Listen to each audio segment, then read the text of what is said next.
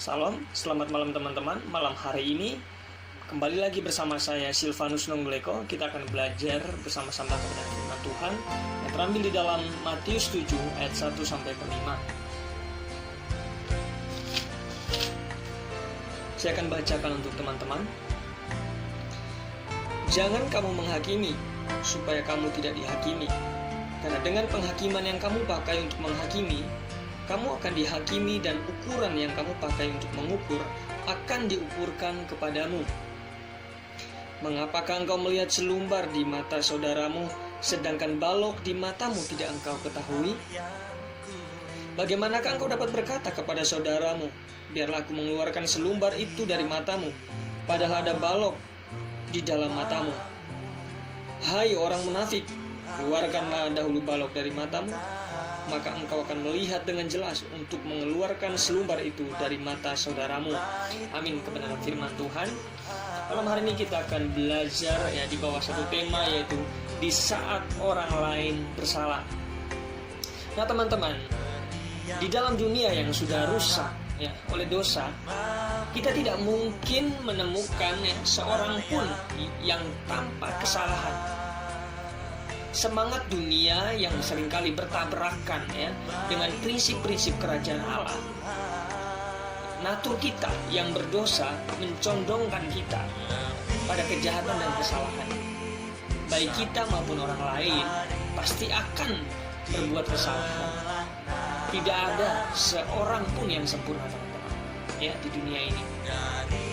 Jika situasinya seperti ini, teman-teman, mengharap orang lain untuk tidak pernah berbuat salah adalah sesuatu yang mustahil. Yang perlu dipikirkan secara serius adalah bagaimana pribadi kita menyikapi kesalahan orang lain secara tepat.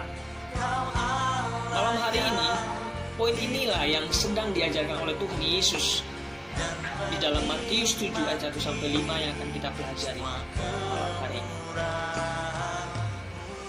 Pada poin pertama adalah jangan menghakimi.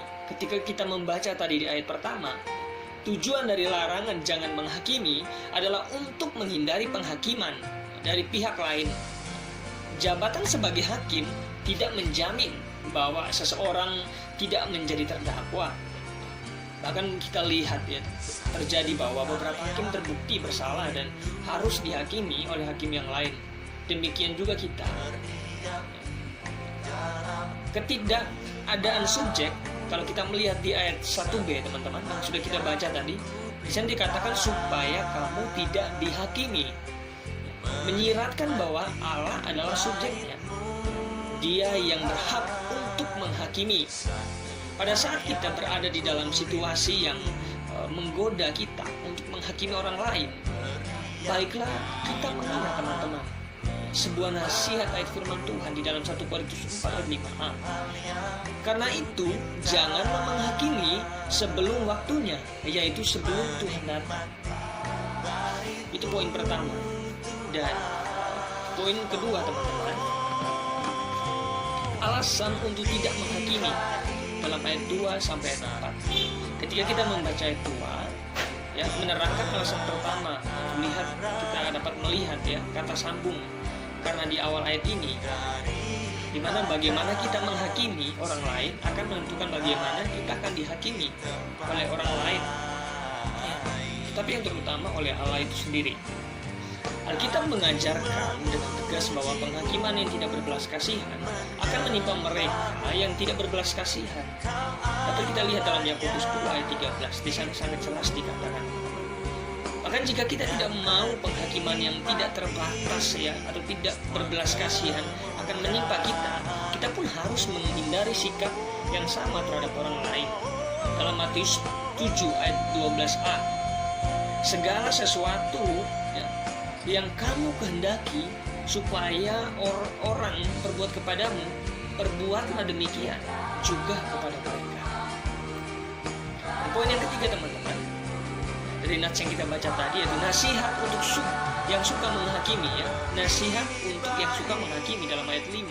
Ayat ini mengajarkan bahwa menilai orang lain pada dirinya sendiri tidaklah keliru. Bahkan di saat kita membantu orang lain untuk mengenali dan membersihkan kesalahan pada diri sendiri adalah sesuatu yang terpuji. Tuhan Yesus tidak pernah melarang kita untuk membantu orang lain mengeluarkan sumber di mata mereka. Bahkan kasih Kristiani bahkan mendorong kita untuk melakukan hal tersebut. Kita berkali-kali menasihati kita untuk membimbing maupun menegur orang lain yang bersalah. Di dalam Galatia 6 ayat 1, Kolose 3 ayat 16, 2 Timotius 2 ayat 25. Ya, nanti teman-teman bisa baca di sana. Justru teman-teman, yang dipersoalkan Tuhan Yesus adalah kemunafikan pada saat menolong orang lain yang bersalah. Kita berbuat seolah-olah diri kita lebih baik daripada orang. Nah teman-teman, malam hari ini saya bersyukur ketika teman-teman menonton video ini.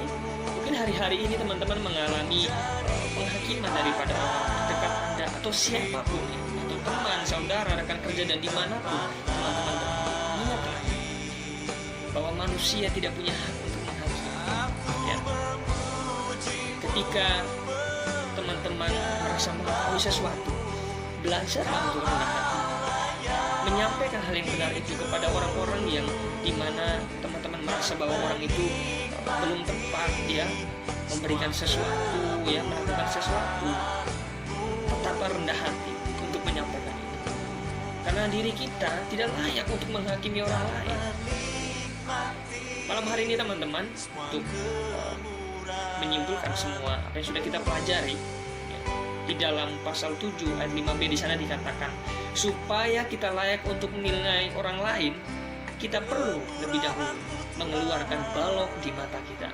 Terima kasih teman-teman, kiranya kebenaran firman Tuhan ini menjadi berkat untuk teman-teman dan tetap semangat di dalam menjalani hidup ini, sebab ketika teman-teman percaya kepada Tuhan bahwa Tuhan adalah pemilik kehidupan itu, maka Tuhan senantiasa menyertai teman-teman. Terima kasih, Tuhan Yesus memberkati. Selamat malam.